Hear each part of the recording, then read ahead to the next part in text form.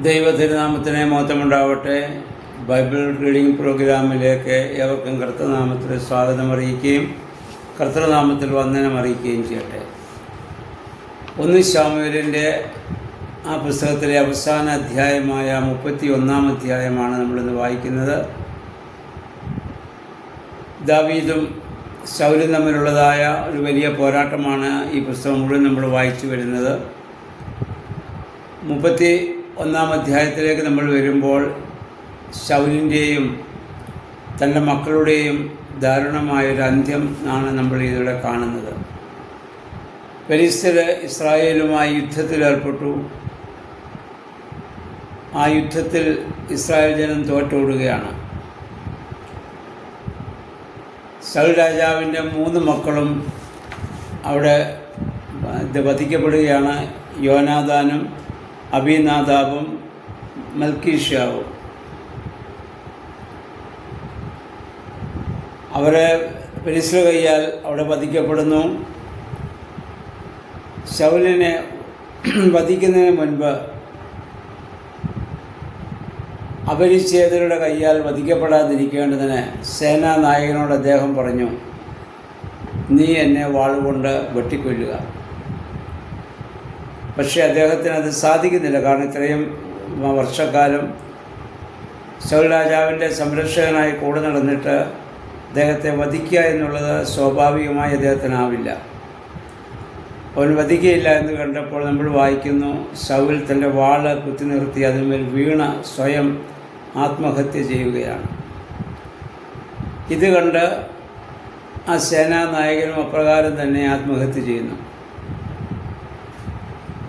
എന്തൊരു ദാരുണമായ അന്ത്യമാണ് ഈ ശൗലിനിവിടെ സംഭവിക്കുന്നത്.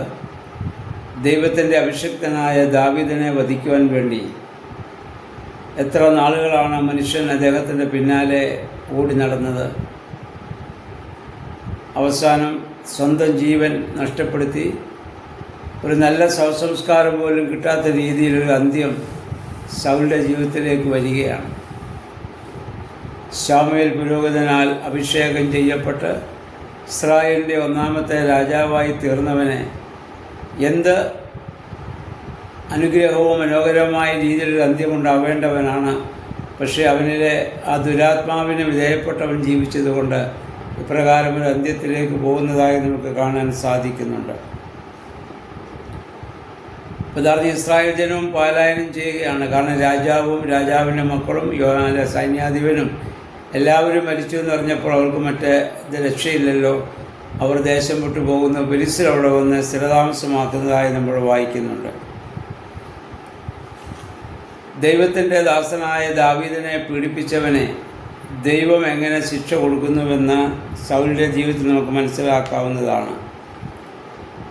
ദാവീദിൻ്റെ പ്രത്യേകത, തനിക്ക് അവസരം ലഭിച്ചിട്ടും തൻ്റെ ശത്രുവായ ശൗലിനെ താൻ വധിച്ചില്ല. അനേക പ്രാവശ്യം അദ്ദേഹത്തിന് അവസരം ലഭിച്ചതാണ്.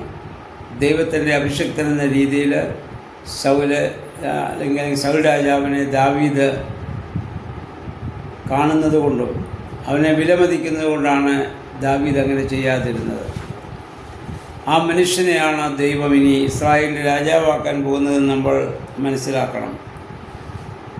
2 തീമോത്തിയോസ് 4:14 പുതിയ നിയമത്തിൽ ചെമ്പുപണിക്കാരനായ അലക്സാന്ദ്രിയോസ് പൗലോസിനെ വേദനിപ്പിച്ചപ്പോഴും പൗലോസ് പറയുന്നുണ്ട്, നമുക്കവനോട് പ്രതികാരമില്ല.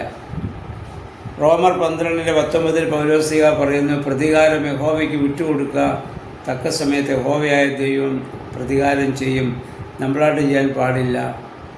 ദാവീദ് ചെയ്തതുപോലെ ശത്രുവിനെ സ്നേഹിച്ച് ജീവിക്കുക എന്നുള്ളതാണ് നമ്മളോട് ആവശ്യപ്പെട്ടിട്ടുള്ളത്. നമുക്ക് അത്രമാത്രം ചെയ്യുക. നമ്മെ ഉപദ്രവിക്കുകയും നമ്മെ വേദനിപ്പിക്കുകയും ചെയ്യുന്നതിന് തക്ക സമയത്ത് ദൈവം ശിക്ഷ കൊടുക്കും എന്നുള്ളതാണ്. ദാവീദിൻ്റെ ജീവിതം നമ്മൾ പഠിക്കുമ്പോൾ ഏകദേശം 12-13 വർഷം അദ്ദേഹം ഈ കഷ്ടതകളിലൂടെ സഞ്ചരിക്കേണ്ടി വന്നു. ശമൂവേൽ പുരോഹിതൻ അഭിഷേകം ചെയ്തതിന് ശേഷം അത്രയും വർഷക്കാലം അദ്ദേഹം ഈ ശോധനകളെയൊക്കെ അദ്ദേഹം നേരിടുകയാണ്. 66-ാം സങ്കീർത്തനം 10 മുതൽ 13 വരെയുള്ള വാക്യങ്ങൾ ഇപ്രകാരം നമ്മൾ വായിക്കുന്നു, ദൈവമേ, അവിടുന്ന് ഞങ്ങളെ പരീക്ഷിച്ചറിഞ്ഞു, വെള്ളി എന്ന പോലെ ഞങ്ങളെ അവിടുന്ന് പരിശോധിച്ചു. അവിടുന്ന് ഞങ്ങളെ വലയിൽ കുടുക്കി, ഞങ്ങളുടെ മേൽ വലിയ ഭാരം അവിടുന്ന് ചുമത്തി. ശത്രുക്കൾ ഞങ്ങളെ ചവിട്ടി മെതിക്കാൻ ഇടയാക്കി. ഞങ്ങൾ തീയിലും വെള്ളത്തിലും കൂടി കിടക്കേണ്ടി വന്നു. എങ്കിലും അവിടുന്ന് ഞങ്ങളെ വിശാല ഭൂമിയിലേക്ക് കൊണ്ടുവന്നു. ഇസ്രായേൽ ജനത്തിൻ്റെ മരുഭൂയാത്രയുടെ അനുഭവമാണ് ഇവിടെ പറയുക. ഒരുപാട് പ്രതിസന്ധികളിലൂടെയൊക്കെ അവർ കടന്നു പോകേണ്ടി വന്നു. പക്ഷെ അവസാനം ദൈവം വിശാല സ്ഥലത്തേക്ക് അവരെ കൊണ്ടുവന്നു. ദൈവം അവരെ മെരുക്കിയെടുക്കുവാനുള്ള ശ്രമമായിരുന്നു. നമ്മുടെ ജീവിതത്തിലുണ്ടാകുന്ന ഓരോ അനുഭവങ്ങളെയും കഷ്ടതകളെയും ആ രീതിയിൽ കാണുവാൻ നമുക്ക് ഇടയായിട്ട് തീരണം. ശൗൽ നമുക്കറിയാം, ഒരു സമ്പന്ന കുടുംബത്തിൽ ജനിച്ച രാജാവായവനാണ്. ശലോമോനും അങ്ങനെ സമ്പന്നമായ ഒരവസ്ഥയിൽ ജനിച്ച രാജാവായവരാണ്. അതുകൊണ്ട് അവിടെ രാജ്യത്വമൊക്കെ പലപ്പോഴും പരാജയമായിരുന്നു. എന്നാൽ ദാവീദ് ഒരു സാധാരണ ആട്ടിടയനായി ജീവിച്ച് ഒരുപാട് ജീവിത പ്രതിസന്ധികളെ തരണം ചെയ്യേണ്ടി വന്നുകൊണ്ടാണ് അദ്ദേഹത്തിന് വിജയശ്രീലാളിതനാകാൻ സാധിക്കുന്നത്. പ്രിയമുള്ളവരെ, ദൈവികമായ ശുശ്രൂഷയായാലും ഏതൊരു ശുശ്രൂഷയായാലും ശോധനകളിലൂടെ പ്രതിസന്ധികളിലൂടെ കടന്നു പോകാത്ത ആർക്കും ഒരു നല്ല നേതാവാകാൻ സാധിക്കില്ല. ആത്മീയ തലത്തിലായാലും സാമൂഹിക തലത്തിലായാലും അങ്ങനെ തന്നെയാണ്. അപ്പോൾ ജീവിതത്തിലുണ്ടാകുന്ന എല്ലാ ശോധനകളും എല്ലാ വേദനകളും ദൈവം നമ്മളിതിനു മുമ്പ് ചിന്തിച്ച പോലെ നമ്മെ ഒരുക്കിയെടുക്കുകയാണ്. നമ്മൾ മനസ്സിലാക്കുക, വെള്ളി ഊതി കഴിക്കുന്ന പോലെ എന്ന് പറഞ്ഞാൽ വെള്ളിയുടെ മാറ്ററിയുന്നത് അഗ്നിയിലൂടെ കടത്തിവിടുന്നപ്പോഴാണ്. സ്വർണ്ണത്തിൻ്റെ അങ്ങനെ തന്നെയാണ്.